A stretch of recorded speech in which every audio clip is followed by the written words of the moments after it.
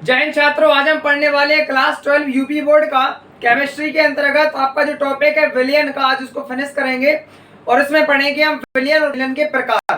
तो आइए समझते हैं विलयन क्या होता है।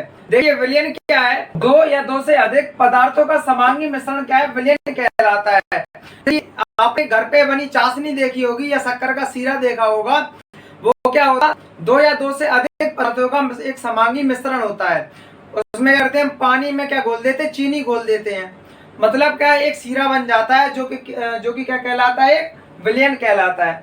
अब देखिए इसमें जो विलय है और विलायक है, इसके हम इस प्रकार से करते हैं इसे। तो आइए समझते हैं। देखिए जो कम मात्रा में किसी विलयन में जो मिलाई जाती है उसको हम क्या कहते हैं, विलय कहते हैं।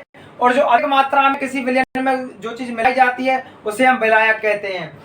जैसे कि इसमें क्या है, आपके उदाहरण में सीरा चाशनी है, इसमें क्या क्या होता है, पानी और शक्कर। देखिए शक्कर क्या होती, कम मात्रा में होती, और क्या होता, अधिक मात्रा में होता। अब इसकी परिभाषा क्या है विलय की, विलयन में जो कम मात्रा में होता है उसे हम विलय कहते हैं, और विलयन में जो पदार्थ अधिक मात्रा में होता है उसे हम विलायक कहते हैं।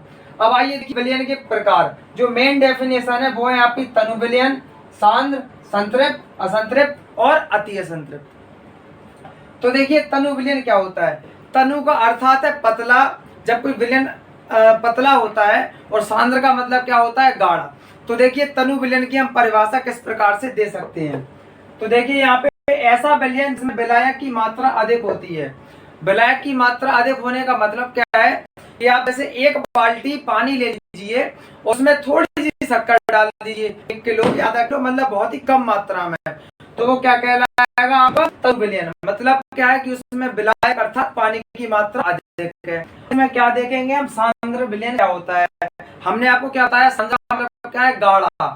गाढ़ा का मतलब क्या है यहाँ पे, ऐसा विलयन जिसमें विलय की मात्रा अधिक होती है। अब ऐसा है कि जैसे अगर मान लो अपन लोग जैसे एक कप गिलास में आधा किलो से ज्यादा मान लो चीनी मिलाते हैं, आधा किलो से ज्यादा चीनी मिला देते हैं एक कप गिलास में, या 250 ग्राम पानी में, समझ रहे हैं।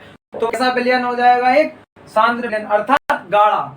समझ रहे हैं। जैसा आटा गूंदते हैं हम लोग, आटा में क्या होता है, आटा क्या है, अधिक मात्रा में विलायक है, और पानी क्या होता है, कम मात्रा में मिलाया जाता है। देखिए यहाँ पे क्या है, संतृप्त विलयन और असंतृप्त और अति असंतृप्त। तो इसका सबसे पहले मतलब समझ लीजिए, संतृप्त और असंतृप्त क्या होता है।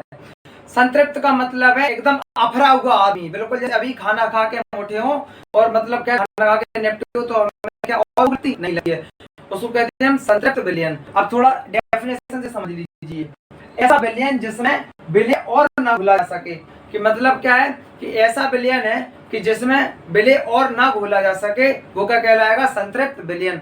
जैसे अगर मान लो कोई व्यक्ति ने अभी खाना खाया हो और आप उससे कहिएगा कि दोबारा खाना खा लीजिए, तो बिल्कुल नहीं खाएगा। कैसे, जैसे कि जैसे अगर कोई सी विलयन में हमने विलय घोल दिया हो पहले से पर्याप्त मात्रा में, और अगर हम उसमें और डालेंगे तो वो उसमें मिक्स नहीं होगा। ठीक है। इसका ठीक उल्टा क्या है, असंतृप्त विलयन। मतलब क्या है, ऐसा विलयन जिसमें और विलय ना घोला जा सके, वो क्या कहलाएगा, असंतृप्त विलयन। अब लास्ट है आपका अति संतृप्त विलयन। ऐसा विलयन जिसमें विलय की मात्रा पर्याप्त होने पर भी या मात्रा से भी अधिक विलय घोला जा सके। जैसे कई व्यक्ति क्या होते कि जब भी खाना खाया तो चलो ये कोई अच्छी चीज दे रहा, चलो ये भी खा लो। तो मतलब क्या है कि ऐसा विलयन जिसमें विलय की मात्रा, मतलब आप पहले से ही खाना खाए हुए हैं फिर भी आप और खाना खाना चाह रहे हैं, समझ रहे हैं। ऐसे लोग या ऐसा विलयन क्या कहलाएगा, अति संतृप्त विलयन।